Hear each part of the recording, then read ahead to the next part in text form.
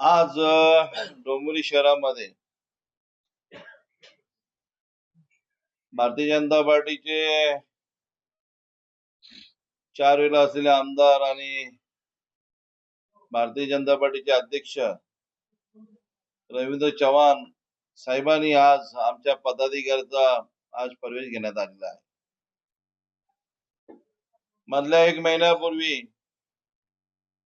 सन्माननीय शिवसेना पक्षाचे मुख्य नेते आदरणीय माजी मुख्यमंत्री आणि आताचे उपमुख्यमंत्री एकनाथजी शिंदे साहेब आणि भारतीय जनता पार्टीचे मुख्यमंत्री सन्माननीय देवेंद्रजी फडणवीस साहेब यांच्या चर्चा झाल्यानंतर की भारतीय जनता पार्टीचा कुठलाही पदाधिकारी शिवसेनेत घ्यायचा नाही आणि शिवसेनेचाही पदाधिकारी भारतीय जनता पार्टीमध्ये घ्यायचा नाही असं ठरलेलं असताना सुद्धा आज आमच्या एका पदाधिकाऱ्याचा आज प्रवेश घेण्यात आलेला आहे. मी त्याचा निषेध करतो. आदरणीय अटल बिहारी वाजपेयी साहेब असतील, आदरणीय लालकृष्ण अडवाणी साहेब असतील आणि आदरणीय प्रमोदजी महाजन साहेब असतील आणि आमचे वंदनीय बाळासाहेब ठाकरे साहेबांनी या भारतीय जनता पार्टी शिवसेना हा महायुतीचा महायुती ही वर्षानुवर्ष या युतीच्या माध्यमातून आपण काम करत आहोत. केंद्रामध्ये पण महायुतीची सत्ता आहे, राज्यामध्ये पण महायुतीची सत्ता आहे आणि मग ते असून सुद्धा राज्यामध्ये ठरलेलं असून सुद्धा आज आमच्या एका कार्यकर्त्याचा प्रवेश घेण्यात आलेला आहे. आज आमच्याही शिवसेना पक्षाकडे भरपूर अशी लाईन आहे. मी ती डिक्लेअर पण करू शकतो कोण कोण येणार आहेत आपल्याकडे. पण आम्ही एकदा दिलेला शब्द हा कधी न मोडणारा शिवसैनिक आहे. कारण ही वंदनीय बाळासाहेब ठाकरे साहेबांची सेना आहे. एकदा शब्द दिला म्हणजे शब्द दिला आणि इथे अनेक उमेदवार प्रचंड प्रमाणात इच्छुक आहेत शिवसेनेमध्ये. आज भारतीय जनता पार्टीकडे उमेदवार नसल्यामुळे 4 वेळा आमदार असून सुद्धा कुठल्याही संघटनेचा बांधणी न केल्यामुळे आज शिवसेना पक्षाचे उमेदवार फोडण्याचं काम रवींद्र चव्हाण साहेब करत आहे. अनेक प्रलोभन,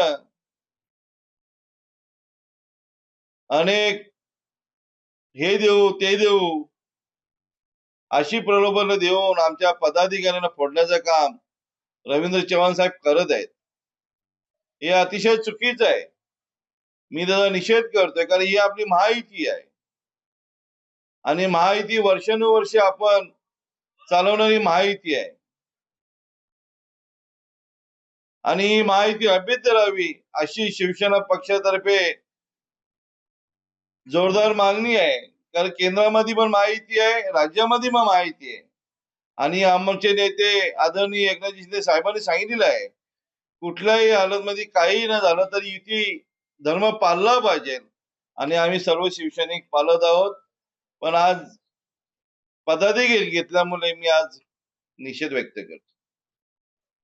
हा वरच्या लेवलचा विषय आहे. वरिष्ठ पातळीवर निर्णय घेतला जाईल. तरी पण आमचे राजेचे कदम बोलते. गेल्या अनेक दिवसांपासून आपण बघत असाल या प्रगतिशील महाराष्ट्रात आणि सुशिक्षित सुसंस्कृत डोंबिवलीमध्ये स्थानिक आमदार तथा महाराष्ट्राचे प्रदेश अध्यक्ष रवींद्र चव्हाण साहेब एवढ्या मोठ्या हुद्द्यावर असलेले भाजपाचे माननीय प्रदेश अध्यक्ष रवींद्र चव्हाण साहेब शिवसेना पक्षाच्या विविध कार्यकर्त्यांच्या घरी जात आहेत. त्यांना विविध प्रलोभनं दाखवतायत व ती प्रलोभनं पदांची आहेत.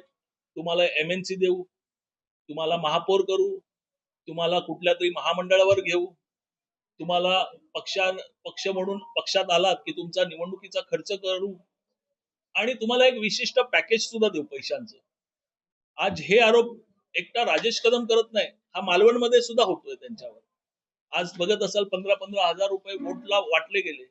या सांस्कृतिक नगरीमध्ये हे कुठल्या दिशेला चाललेले आहेत माननीय रवींद्र चव्हाण साहेब?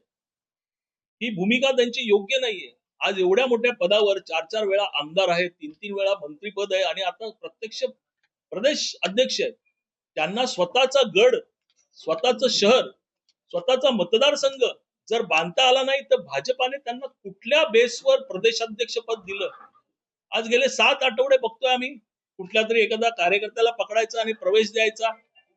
शिवसेनेचे तुम्ही 100 कार्यकर्ते जरी फोडलेत तरी त्यातून 1000 कार्यकर्ते तयार होण्याची क्षमता या शिवसेनेमध्ये आहे, हे त्यांनी लक्षात ठेवावं.